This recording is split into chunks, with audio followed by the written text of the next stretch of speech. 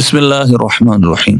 چند دن پہلے ایک میری ویڈیو میرے چینل پہ اپلوڈ ہوئی جس کے اندر میں نے غامدی کے ایک بہت ہی گمراہ اور کفریہ موقف کا رد کیا تھا۔ قادیانی کے پیچھے نماز پڑھنا جائز ہے اور ان کو مسلمان وہ مانتا ہے، یہ یقیناً کفری عقیدہ ہے۔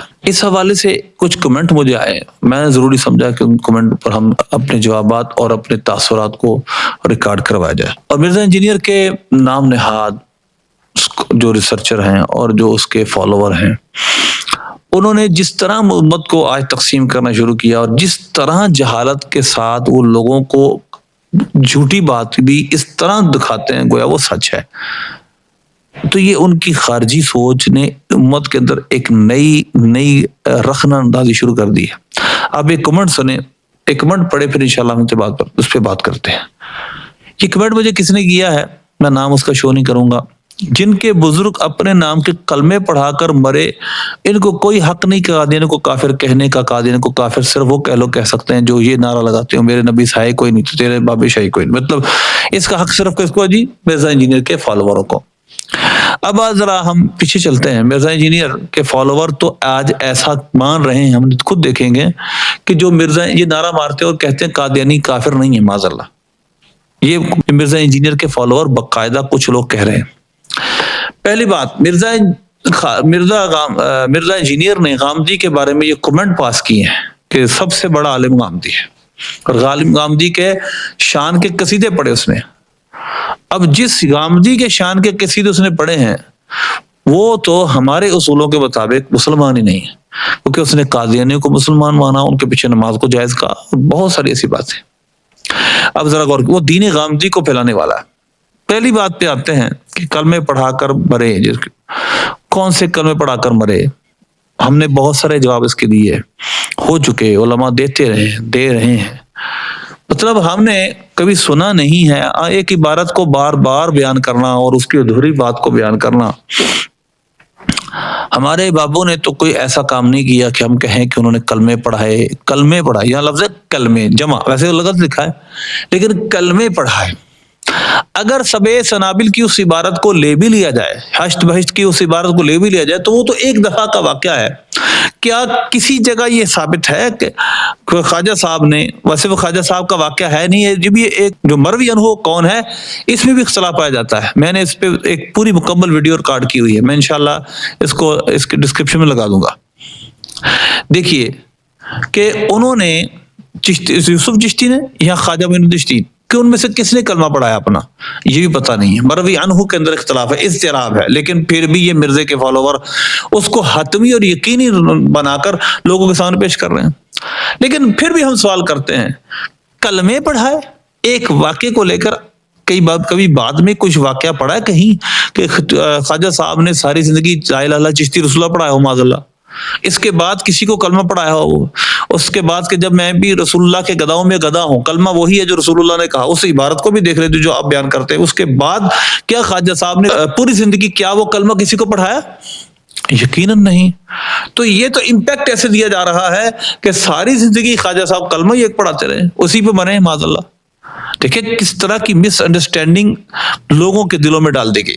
خواجہ صاحب نے وہ ساری زندگی کلمہ پڑھایا کہ اسی کلمے کو پڑھاتے پڑھاتے مرے، یا اس واقعے کو پڑھے، کیا اس عبارت میں کیا لکھا ہے کہ رسول اللہ وہی ہے، جب وہ کلمہ پڑھا دی پھر کہا رسول اللہ وہی ہے، کلمہ وہی ہے، لا الہ الا اللہ محمد رسول اللہ، میں نے تمہیں صرف آزمایا تھا۔ یہ اس وقت کا واقعہ۔ اگر ہم اس کے باقی مدرجات کی طرف نہ بھی جائیں، چلو اس بات پر اگر تسلیم بھی کر لیں کہ یہ واقعہ درست ہے، اگر بالفرض تسلیم بھی کر لیں، پہلے تو ہم مانتے نہیں اس کو درست، تسلیم کر بھی لیں تو پھر بھی صرف ایک دفعہ کا واقعہ ہے اور اسی وقت آپ نے اس کی نفی کر دی، یہ کلمہ نہیں ہے۔ اس میں دیکھیں جن کے بزرگ اپنے نام کے کلمے پڑھا کر مرے، یہ تو ایسا شعور ہے جیسے ساری زندگی وہ چشتی رسول اللہ پڑھتے رہے۔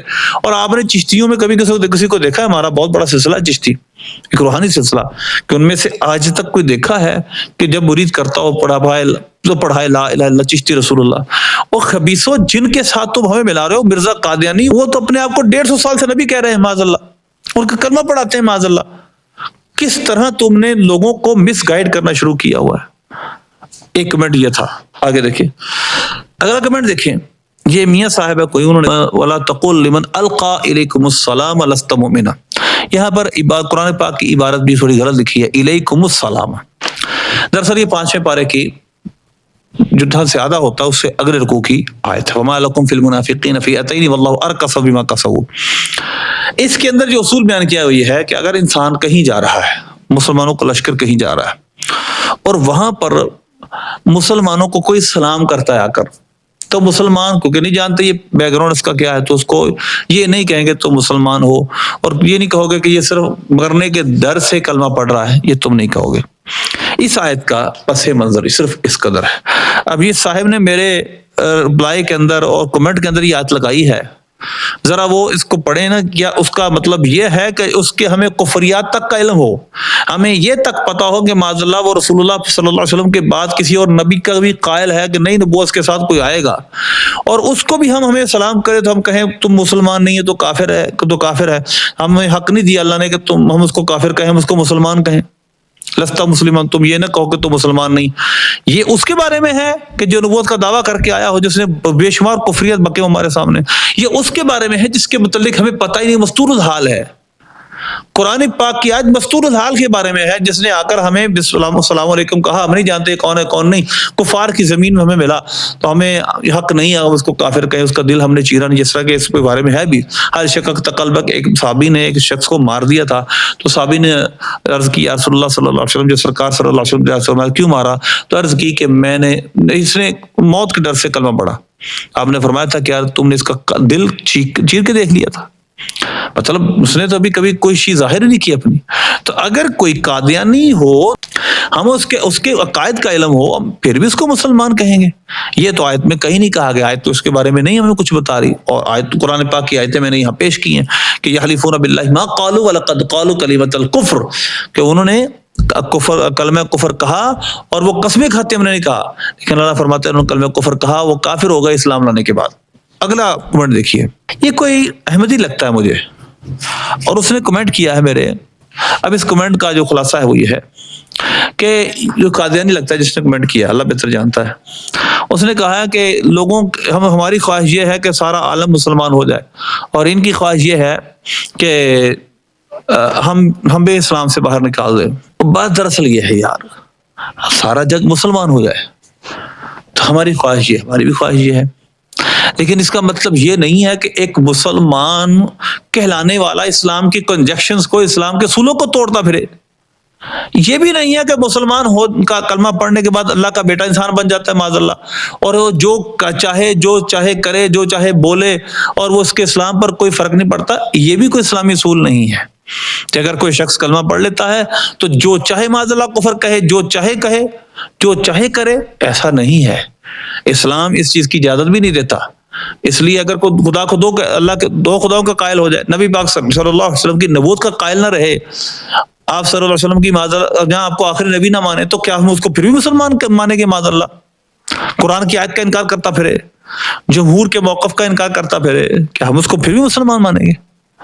تو بات یہ نہیں ہے کہ ہم بھی، ہماری خواہش بھی سارے مسلمان ہو جائیں، لیکن سب اصولوں کے تحت مسلمان ہو، اپنی مرضی کے مسلمان نہیں۔ اور مسلمان رہنے کے لیے بھی ضروری ہے اسلامی کنجیکشنز کو، اسلامی اصولوں کو مانا جائے۔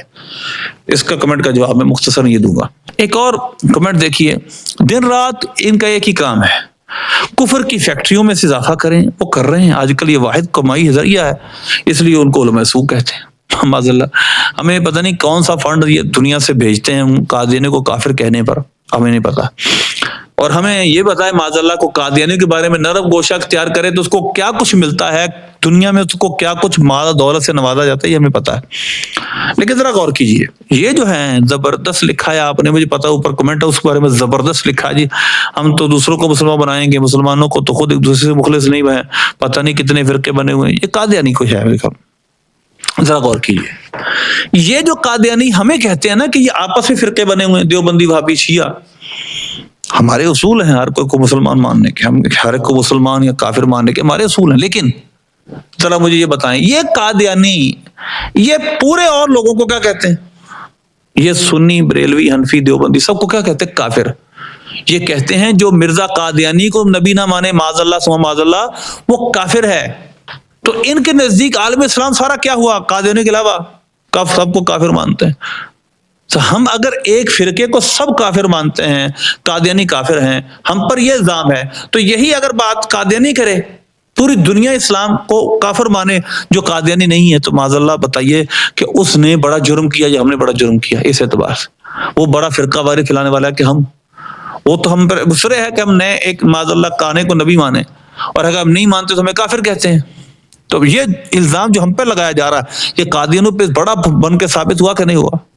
اس لیے یہ جو چند لوگ ہیں نا بڑے مفکر بنے پھرتے ہیں، یہ ان کا صرف مفکرانہ پن صرف اس وقت تک ہے جب تک کسی صاحب علم کے پاس ہی بیٹھتے نہیں، صرف اپنے تہیں یہ سب محقق بھی ہیں، مدقق بھی ہیں۔